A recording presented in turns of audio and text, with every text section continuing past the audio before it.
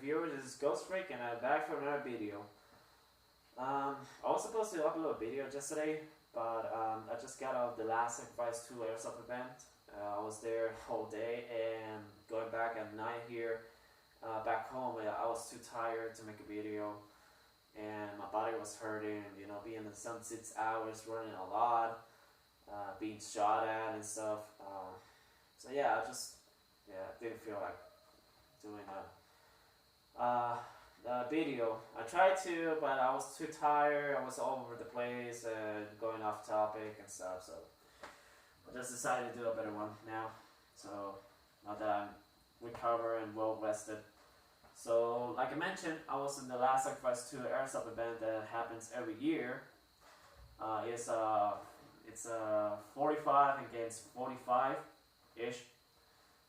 Player event. The game mode was Search and Destroy. It was in Guayama Ghost Town, which is a town in the southeast of Puerto Rico, pretty much. And it's pretty much it's a suburban area that's abandoned. They were talking about 6 rows of houses, and each row of house has around 6 houses. So it was a lot of houses to play around. The view around it also was kind of wide to play. Not so wide, but enough to maneuver alongside the houses. I mean, and yeah, it was pretty cool. It was pretty cool. My squad, the Force Marauderers, yeah, it was in our squad, it's our first big airsoft event. Each and every member. I mean, out of the 6 members, sorry. Well, yeah, 5 members. We only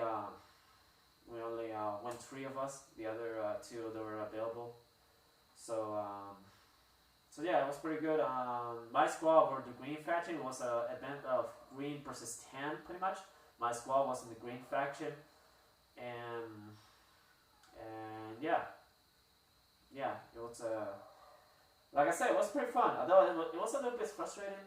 Because there was quite a few cheaters on the tan side that were calling the hits and stuff like that. Despite some players pretty know that they were pretty sure that they hit them, but stuff like that happens, I guess, everywhere. So yeah, pretty much as I mentioned, it was a CQB area, pretty much clearing house after house, the search and destroy. Our faction was the first one to go on the offensive, pretty much, and each faction has their own commander. Pretty much, was giving orders and stuff like that. And by lucky or unlucky chance, I would say, whichever you can think of, it's that they decided to choose one of the commanders to be one of the beginners Airsoft players. And by chance, one of my squad mates were the faction commander. I'm talking about Heavy, which is my second in command. Yeah, within our group we have code names or nicknames per se. So Heavy, which he's my support man, pretty much in our squad, got elected to be the faction commander, and he was pretty surprised and kind of overwhelmed. Well, a lot actually. He was very overwhelmed about it. He's not the type of guy to be giving orders around, especially in a large group, especially in the first Airsoft event of that magnitude, of that many players. So yeah, there were a lot of players that were actually listening to him, despite that he had pretty good ideas for strategies and recommendations to how to play it out during the defensive and offensive stages of the Search and Destroy game. So yeah, and what can I say? At first, since we were on the offensive. At first, we had established kind of a communication within operatives, but after the first 4 to 5 minutes, everyone was doing their own thing pretty much. just improvising strategies and tactics and whatever. And sorry about that. It's my dogs, chihuahuas, feisty little creatures. Anyways, so yeah, sorry about that. So yeah, what was I saying? So yeah, like I was saying, everyone was doing their own thing pretty much, and yeah, I gotta be honest. We were outgunned and outsmarted, I guess. And the Tan faction had way more teamwork than our faction. You know, because it was mostly of veteran players. I would say that, and, you know, and most of them have very expensive gear. We're talking about guys that were had expensive SMGs, M4 scars, HPA slash Polystars weapons, and a lot of weapons that have a lot of a high rate of fire. It was kind of intimidating. Also seeing their gear, expensive gear. I'm talking about gear, so all the gear set, pretty much we're talking about like $500 to $600 worth of gear. And excuse me, and that's intimidating to say the least, especially on, you know, being a beginner myself. But still, we still went on. We were like, you know what, we're just gonna give our best. Yeah, I just only wish that the other fellow operatives, they had the same determination and stuff, because of the stage of defending, which was the second part. We're talking about 30 to 40% of our players quit mid game because, you know, the Tan factions were calling their heads. They were dominating us to the point that the only control area was 2 houses that were nearby the respawn zone and the respawn zone itself. So it was frustrating, to say the least. It was frustrating, but it's part of the game. You know, it's our loss, and from there we learned pretty much. And I learned a lot. Like I mentioned, not like I mentioned, but in the previous video, like I explained, I applied the fundamentals of CQB and breach and clearing rooms, and applied them to, you know, to this event, and it worked pretty well. The only thing that I need to practice is do it in a more fluid manner and pretty much faster. Faster manner, clearing a house full of rooms. That we're talking about how each structure of the house had the same rooms and kind of the same structure on the inside or whatever. We're talking about a house that has around 4 rooms pretty much, and I need to practice to create more faster but still in an effective way. But despite that, I did pretty well. The only problem is that my Simon N4 Keymod S it had restrictions because it had over FPS over 400. So they didn't let me use it to shoot somebody or another enemy inside the houses, pretty much.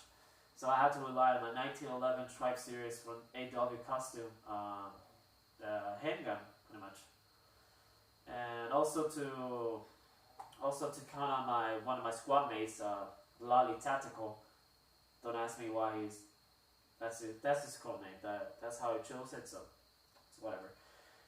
Anyways, Lolly Tactical was a breacher slash CQB specialist, so he had the shotgun, and I had to rely to him. But sometimes, you know, I had to go in alone, so I just pulled out my 1911, and I did pretty well. I would say I did pretty well. So yeah, I just wish that there were more teamwork on our faction, but like I said, it's whatever. Now, if they would listen to us, Heavy and I were, and also Lolly Tactical, we were having our strategies to import here on the events, but they didn't listen. What our strategies were on the defensive side, Sage. I mean, is that we do a perimeter around the bomb, so we have like a 360 kind of barrier, so that we don't let any enemy go inside of that circle. Pretty much. So we have to guessing where's the bomb while having a perimeter, but not exactly exposing where exactly is the bomb, as to say the least. So so yeah, that's what we had in mind for the two bombs. And if by any chance our perimeter is being breached, we can retreat back to the bomb and concentrate on defending until we have reinforcements for the other perimeter or from the headquarters where the headquarters have the information, the map information and the codes for disabling the bomb, pretty much. So, but yeah, it's almost nobody was listening. There was only one squad that was actually listening to us. They were called themselves the Wolves. It was a 8 to 10 man squad, I guess. Yeah, 8 to 10 around there. I didn't count pretty well, but they were listening to us, and they were actually teaming up with us and helped us a lot during the game. But we still got a number, and we were stretched pretty thin on the front lines and stuff, and getting outflanked pretty fast. So, but we learned. We learned.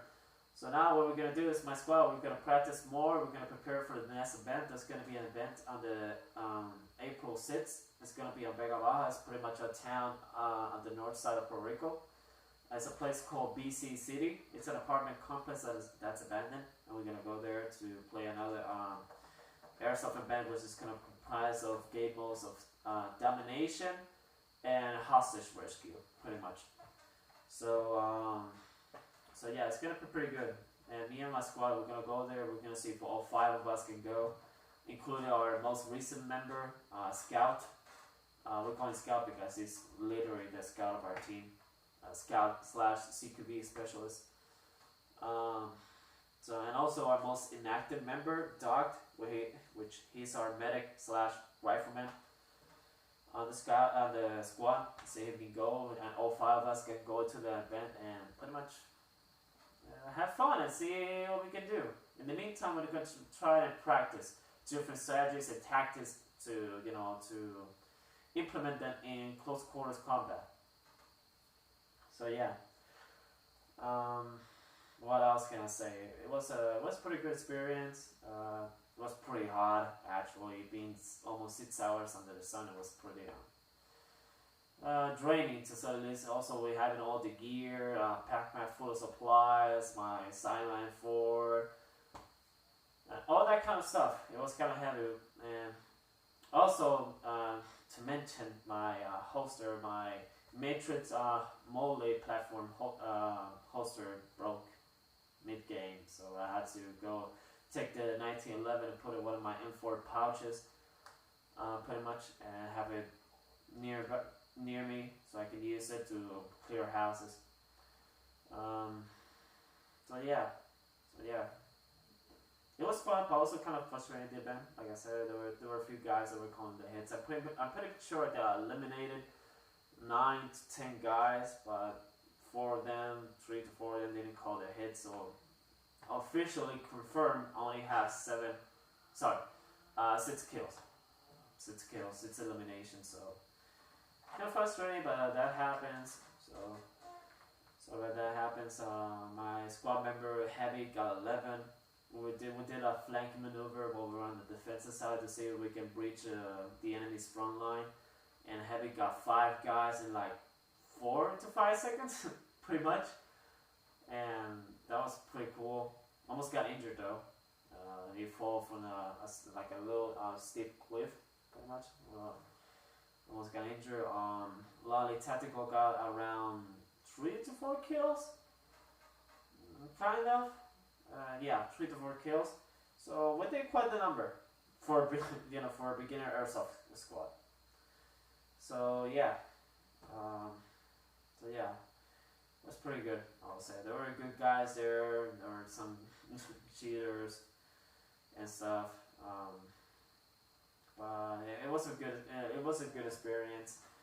Like not only good, it was pretty unique. Honestly, it was pretty unique. It made me realize how much we have to work on. Honestly, practicing and getting more experience on our belts, and these events will help us a lot actually. Not only that, it also made me realize that I gotta practice more being a squad leader, being more the man in front, and being on the front, uh, ordering around my squad mates, trying, try to maintain the squad together and stuff. So yeah, made me realize a lot of stuff. Um, I just started, but I'm glad I was able to go. Uh, so yeah, that's pretty much I got to say. Oh, another note, I'm gonna need to get better gear. Not only because of the holster, but also because I got shot in the neck by some tan guy that was less than 5 feet, 5 to 6 feet away. That he popped up from a window and decided, instead of saying bam bam, using the bam bam rule, he decided to shot me at 5 to 6 feet like I mentioned, and it hurt a lot. It really hurt a lot. And I got slightly upset, but I decided to play cool and just let it slide. Stuff happens sometimes, so it's whatever. So yeah. Right. That's gonna be my priority for next month. Get better gear. Maybe get a scarf, better goggles, get a helmet. Yeah, definitely get a helmet. And get it shot in the head. It's not so cool. So yeah. That's all I got to share, honestly. So yeah, that's pretty much it. Oh, just in case, just so there's no confusion, the whole perimeter idea wasn't mine to begin with. It was coordinated with me and Lolly Tactical, which he had the idea of it. So yeah, just in case, whenever he watches this, he doesn't flip out saying, "Hey, you stole my idea, bro." Don't want that to happen. So yeah, that's pretty much it. What I got to share. I'll see if I can upload another video in the next 4 to 3 days. Because I was seeing Airsoft players how to use cover effectively, because I was seeing Airsoft players yesterday and the day before here in the Pine Forest that were taking cover pretty well, and they were getting eliminated pretty quickly while taking cover, and returning fire how it's supposed to go in a more effective way. Not how it's supposed to go, but a more effective way to help them out. So I kind of decided to do that just to help out a little bit to beginners Airsoft beginners. Sorry. That's all I got to say. That's all I say. Hit the like button. Comment on whatever opinions you have in mind. Subscribe. And pretty much thanks for the support. I appreciate it. Thanks for viewing this video. And I hope it motivates other people to play Airsoft, and even more so to participate in these big events. I know it's kind of intimidating seeing so many players in one playing field, pretty much. But it's a unique experience, and I really recommend going there whether you have the chance, the time, the gear. It doesn't have to be any expensive gear, just beginner gear pretty much. So yeah, that's about it. That's all I have to say. Saying again, thank you for watching this video. This is Ghost Week, signing out.